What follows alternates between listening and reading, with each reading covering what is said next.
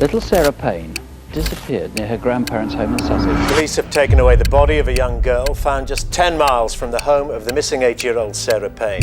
Sarah, if you're watching, Mommy loves you. In the heart of the English countryside, nestled between the rolling green hills and the sparkling sea, lies the quaint village of Kingston Gorse, West Sussex. Known for its picturesque landscapes and peaceful atmosphere, it was the perfect place for a family to spend a warm summer evening. On July 1st, 2000, the Payne family, visiting their grandparents, did just that. The children, Lee, Luke, Sarah, and the youngest, 5-year-old Charlotte, were enjoying a game of hide-and-seek in a nearby cornfield, their laughter echoing through the air. Sarah, with her bright blue eyes and a smile that could light up a room, was the heart of the Payne family. But as the sun began to set, the laughter ceased. Sarah, having bumped her head during their game, decided to walk back to her grandparents' house alone. As her siblings continued to play, unbeknownst to them, a shadow lurked nearby. The tranquility of the summer evening was about to be shattered, and the Payne's family life was about to be turned upside down. For Sarah Payne, the cheerful 8-year-old with a heart full of dreams, never made it back to her grandparents' house. She disappeared, leaving behind nothing but a void, filled with questions, and a nation in shock. As the sun began to dip below the horizon, casting long shadows across the cornfield, Sarah decided to leave the game and head back to her grandparents' house. She had bumped her head during the playful antics and wanted the comfort of her family. With a quick wave to her siblings, she set off across the field, her small figure getting smaller as she moved further away. Meanwhile, lurking on the outskirts of the field was a man named Roy Whiting, a local resident with a chilling past. Whiting was a convicted pedophile who had served time for a previous abduction and assault of a young girl. He was out on parole, living a seemingly quiet life in a nearby town, but that evening, he was far from home, watching the children play from the confines of his distinct white van, a detail that would later become crucial in the investigation. As Sarah walked alone, Whiting saw an opportunity. He swiftly approached her in his van,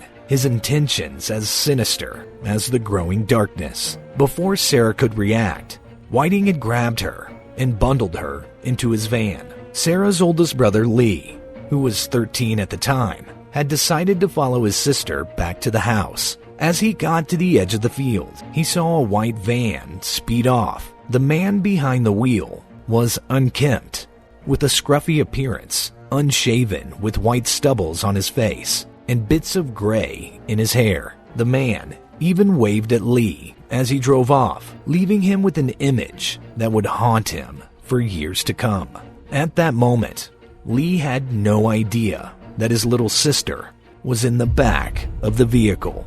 The alarm was raised when Sarah did not return to her grandparents' house. A frantic search began, with the police and volunteers combing the area for any signs of the missing girl. The family's life had been turned upside down in an instant, their summer holiday turning into a nightmare. The incident marked the beginning of the case that would grip the nation, leading to one of the most extensive and high-profile child murder investigations in British history. The police, working closely with Sarah's family, launched a UK-wide campaign to find Sarah, as fears grew that she had been abducted.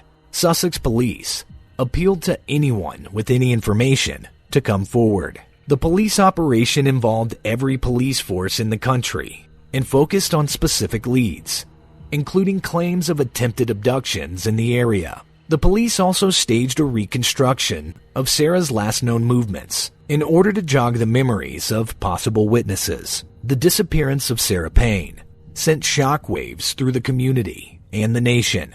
Within 24 hours, the police were knocking at the door of Roy Whiting, a local man with a chilling past. Whiting, a convicted pedophile, had served time for a previous abduction and assault of a young girl. As the investigation continued, Whiting made several attempts to cover his tracks. He tried to change the appearance of his van, by adding new doors to the back of his previously windowless white van.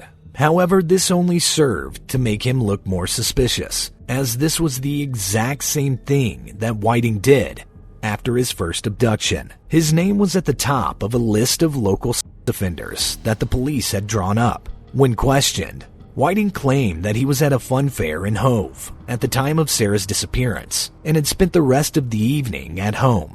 But his demeanor during the interview was unsettling. He was emotionless, his responses seemed rehearsed, and he showed no concern or willingness to help in the investigation. His lack of reaction and his blank expression raised the suspicions of the officers. The police also discovered a white Fiat Ducato van parked outside Whiting's flat. The van matched the description given by Sarah's brother Lee, who had seen a similar vehicle speeding away from the lane where Sarah had disappeared. Inside the van, police found children's toys, bags of candy, and a clown-covered blanket, further leading officers to suspect Whiting of looking for a child to abduct on the day that Sarah Payne disappeared. They also found a receipt for diesel bought from a garage at the Buck Barn Crossroads, 15 miles north of Littlehampton, at 10 p.m. on the night of Sarah's disappearance. Despite the suspicious findings that contradicted Whiting's alibi, the police lacked solid evidence to tie him to the crime. They kept him under surveillance, hoping he would lead them to Sarah. However, it was the discovery of Sarah's body that would turn the tide in the investigation.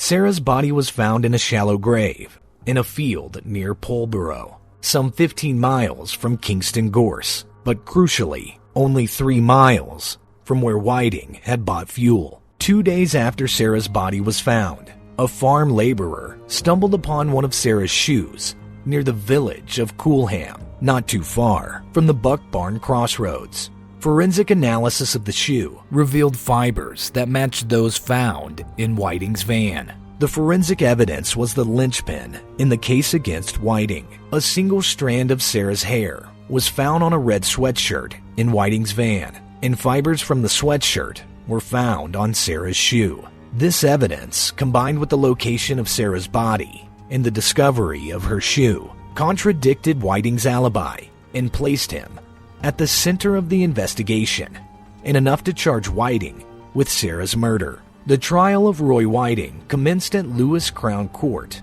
in November 2001, a year after Sarah's disappearance. The courtroom was filled with tension as the prosecutor presented a grim and compelling case against Whiting. The evidence was damning. Jurors heard how Whiting had turned his van into a moving prison, equipped with a knife, rope, baby oil, and plastic ties looped like handcuffs. The most poignant evidence came from Sarah's brother Lee, who described how he had seen Whiting's van pulling away, its wheels spinning and skidding with a screeching sound. Lee saw Whiting grinning and waving. He described Whiting as scruffy-looking, with a greasy appearance, yellowish teeth, and eyes that stood out from his face. His hair was rough and hadn't been brushed. Pathologist Vesna Jurovic told the court Sarah had suffered a violent death, probably asphyxia, in a motivated attack. She described how decomposition had made it impossible to say what injuries the child had suffered. Sarah was found naked, with dry vegetation attached to her body, and most of her hair had come away with the roots. The most damning evidence came from the forensic analysis. A ball of hair found on a red sweatshirt in Whiting's van contained 200 fibers of material. 2 matched the sweatshirt. 11 came from the socks found in the Fiat, and 1 fiber matched the passenger seat front cover. A blue fiber found in the hair matched a fiber in the sweatshirt. Britain's leading forensic expert, Raymond Chapman, told the court, out of 47 hairs found on the sweatshirt, only 1 provided a DNA profile which matched Sarah. He added, the chances of obtaining a match if the hair came from somebody else is in the order of 1 billion to 1. After deliberating for just over 8 hours, the jury found Whiting guilty of the abduction and murder of Sarah Payne. The judge, Mr. Justice Curtis, sentenced Whiting to life imprisonment, stating that he was a truly dangerous predator who had shown no remorse for his heinous crime. He recommended that Whiting should never be released, ensuring that no other child would fall victim to him. The murder of Sarah Payne sent shockwaves through the United Kingdom and led to significant changes in the law. In the aftermath of Sarah's death, her parents, Michael and Sarah Payne, began a campaign for a change in the law that would give parents the right to know about local sex offenders living in the area. This campaign, known as Sarah's Law, was rolled out across England and Wales in 2011. The law allows people to seek information from the police on whether someone connected to the child has a record of committing crimes against children.